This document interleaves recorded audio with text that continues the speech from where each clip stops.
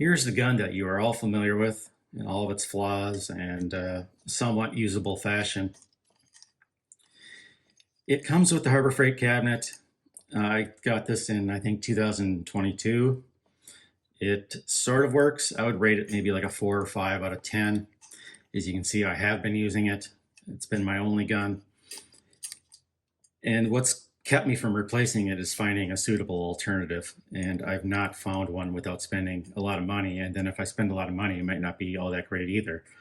And whereas if I make one and it turns out to be junk, I'm not out that much.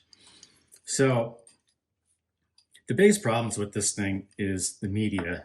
It has really poor suction, pulling media up and out of your gun. Any little bit of crud in here, we got a straight 90-degree angle to a little spot where between the jet and here, any little bit of paint or that washer that falls in from your placing the glass that's way in the back, or any little bit of debris, and it clogs up, and you got to take the cap off. You got to sit there and poke the obstruction out of the way. It's real frustrating. I can't just sit there and use this gun for any length of time without having to do something to it. And this trigger is starting to fail on me. It's starting to not put air in. It's real floppy. And honestly, I don't need a trigger in the booth. I got a foot pedal, which I think, just simplifies this whole thing. You don't need all this in the gun. It can be separate and somewhere else.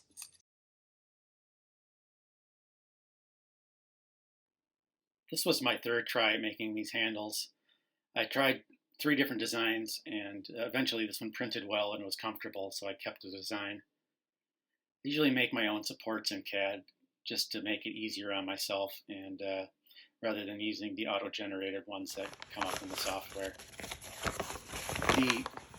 After resin printing, they're usually pretty gross, but even after cleaning with rubbing alcohol, they're still really gross. I could submerge them for a long time, but that's a waste of alcohol. So I just dump some flour on it, and then eventually I just throw the flour away. And with enough handling, they turn out pretty resin-free.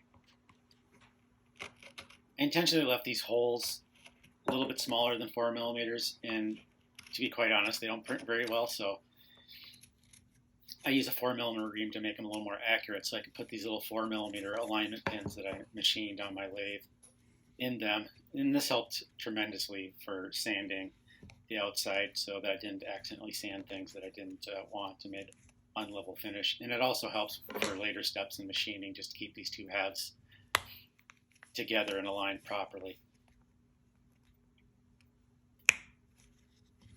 3D printing can be fairly accurate, but given the shape of this, it just that center board just really did not want to cooperate with me. So I decided to just machine it and make it even more accurate than any 3D printer can really do. So I had to get this set up so that this irregular shape could be machined. So that included leveling it and then centering it directly above the spindle.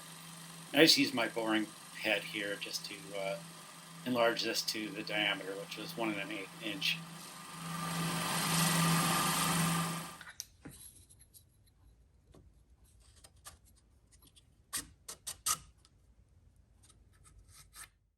I used an indicator to get this gun in the vise as well as possible, perpendicular to the end mill, and then made a flat spot so that I had a reference when doing this step of boring out the hole through that metal pipe that's on the inside of the handle. It had to be in the exact right spot, so I had to put it in the gun and then machine it.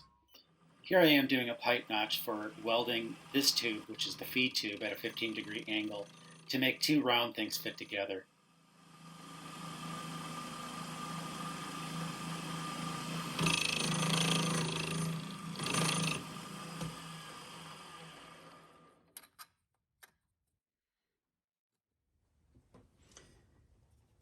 It is time to weld this feed tube that I have notched out on my mill to connect to the air chamber.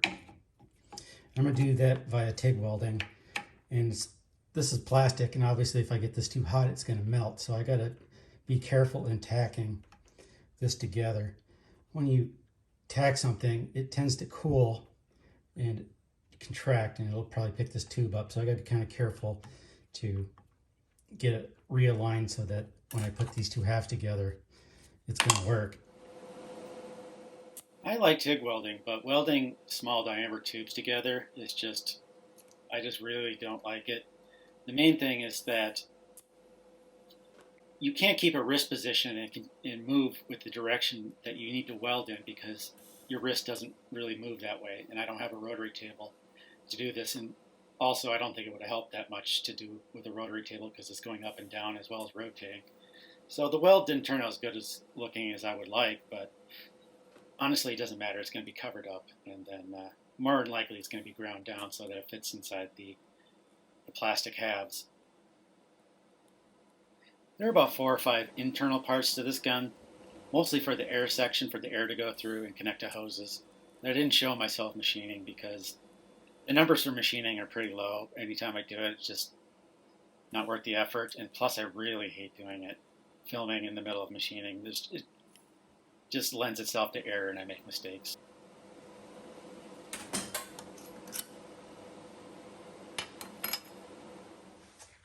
To glue the two halves together, I'm just using cyanoacrylate, which is some people call it CA glue. I call it super glue. It doesn't matter which brand; it's functionally all the same. It's just a carbon atom triple bonded to a nitrogen with the functional group coming off the other side, which I believe is an ester. Could be wrong, but that's just what's in my brain from 20 plus years ago when I spent a year in organic chemistry in college. That's probably the most you're ever going to hear from people about superglue, but I had time to fill, so I'm talking about it. I needed a whole bunch of clamps for this, and my formula for how many clamps you need is usually n plus 1, n being the number of how many clamps you have that can actually work for this application. But I think maybe I got away with enough clamps on this project here. Once I was done clamping, I just walked away and had lunch and let it sit for 3 or 4 hours. I think maybe I even decided to quit for the day and just left it sitting overnight and then looked at it in the morning. Sometimes it can take a while for superglue to really cure in a closed system where it doesn't really have exposure to the atmosphere around it. Here's what I chose to make. It's just two halves of some plastic that I 3D printed, and it's glued to a steel solid core, which is going to bear all the force that's required of a gun. If this was, you might be able to make this entirely out of plastic, I'm not sure, but maybe it would work, maybe it wouldn't, I don't know. But this inside piece, this hole, is considerably larger than the original for more space for the media to come up in here and not get plugged and caught. This part here is just welded to the inner core for an airtight. I made sure of that. And these end caps just thread in.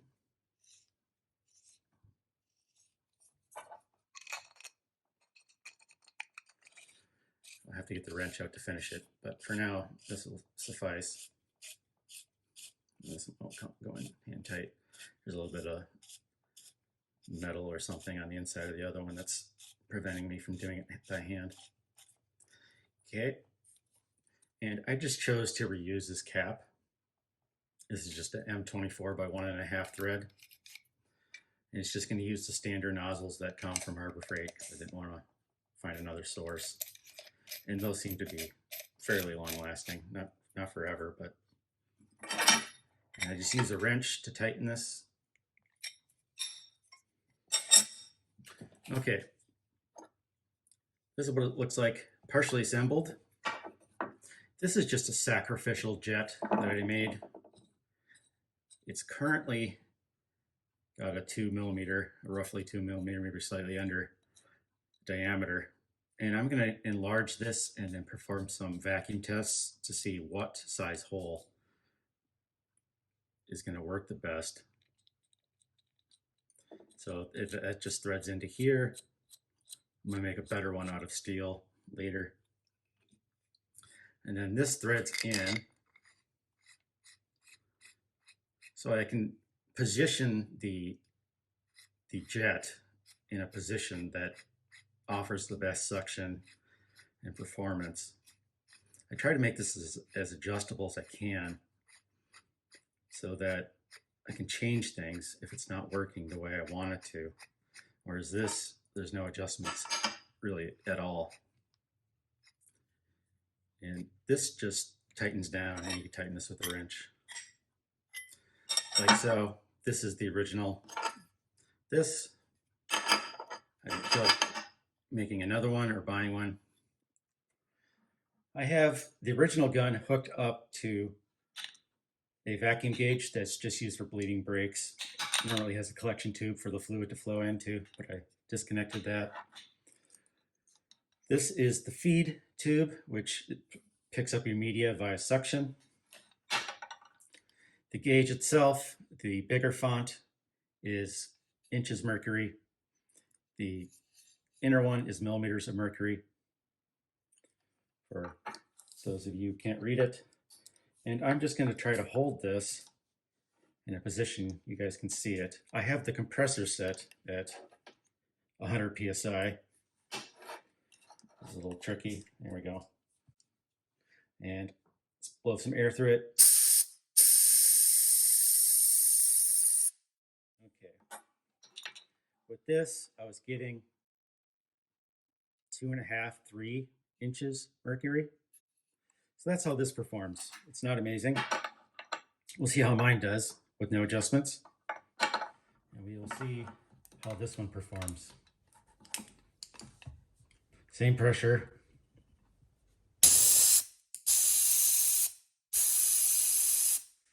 I'm getting about 5.5 or 6 with really no adjustments done to this. I haven't changed the orifice size.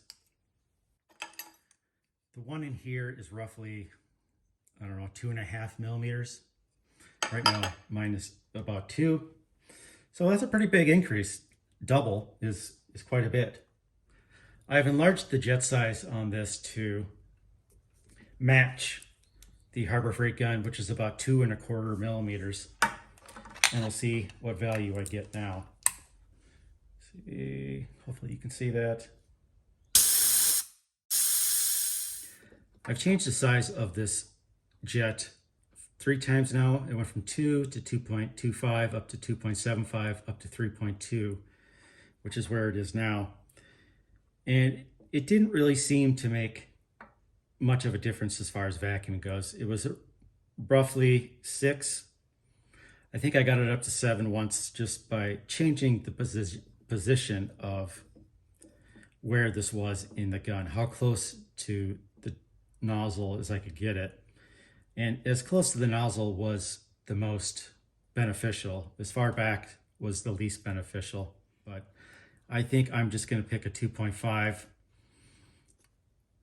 millimeter nozzle opening. And that's largely because I don't need to let out that much air. I only have so great of a compressor, just a 3 horsepower. So that's what I'm going to do, and we'll see how it works later.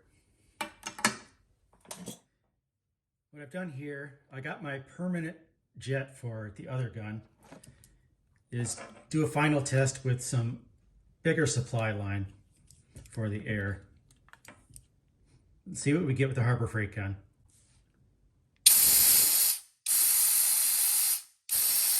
About 4.5. I have a more permanent tip made out of steel now.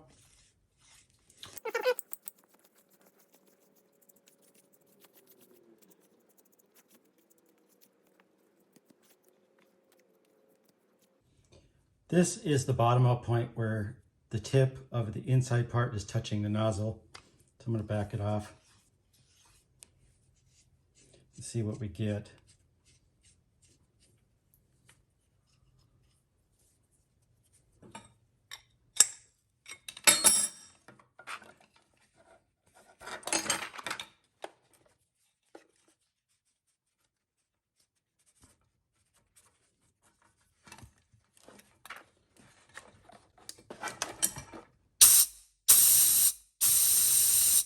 You can see it is now As you can see, before the compressor cut out, I was getting roughly 13. So compared to 4.5, that's pretty good. That's a pretty good increase. That's 2 to 3 times as much vacuum here. And what I'm going to do, I found this in the drawer. Instead of using that one that came off the gun, I'm going to put it back on the Harbor Freight gun. So I'm going to use this. This is sort of a compression. I had problems with the tube coming off on the Harbor Freight gun. Even with a decent hose clamp as tight as I could get it, sometimes it would pop off in the middle sandblasting. So I'm going to keep this here. So far, pretty happy.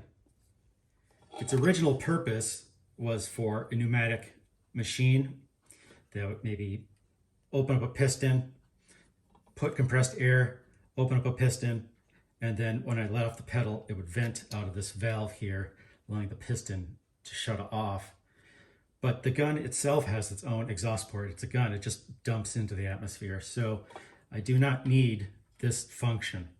So I just plugged it off with something I had laying around from an old air compressor that's in the garbage now and long gone. This too came from air compressor, this fitting that connects to this line here. This is just some high pressure 1/4 inch inner diameter line to feed the gun itself. This just comes in from my air compressor. It's currently hooked up.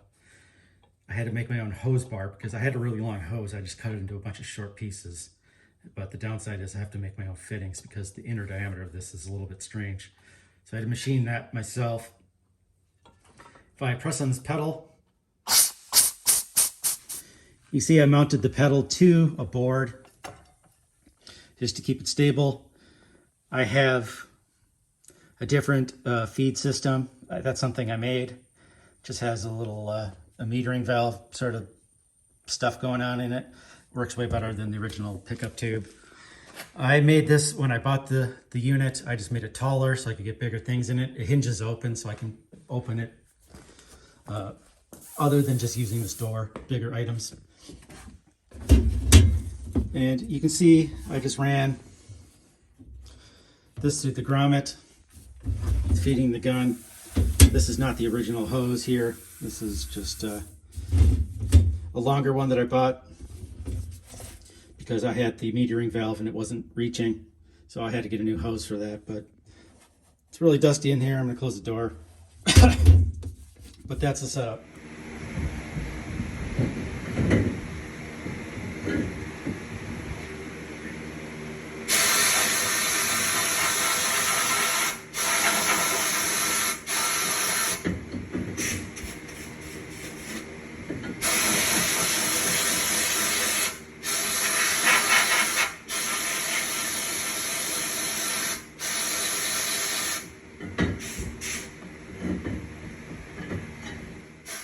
You may notice that my air compressor has no motor. That's because it broke. And I've been waiting about a month to get a working air compressor. I've had it 2 years. I bought it from Menards. I had to contact the company because Menards wouldn't handle it directly, which is in my home state of Minnesota. It's called Sandblast, which is a company based on Matt Industries, something like that. They make compressors, all these clones for people. Anyways, they sent me out a motor. It arrived damaged in shipping, and that was 2 weeks ago. I contacted them the day that I got the broken motor, and I haven't heard from them since. So I had to contact Menards, and they lit a fire under their ass, and I'm supposed to get a new motor at some point. I don't know, but it's been really annoying. So instead, I will be using that thing, which is not very good, but just to show you that this works, I will be using it for a little bit.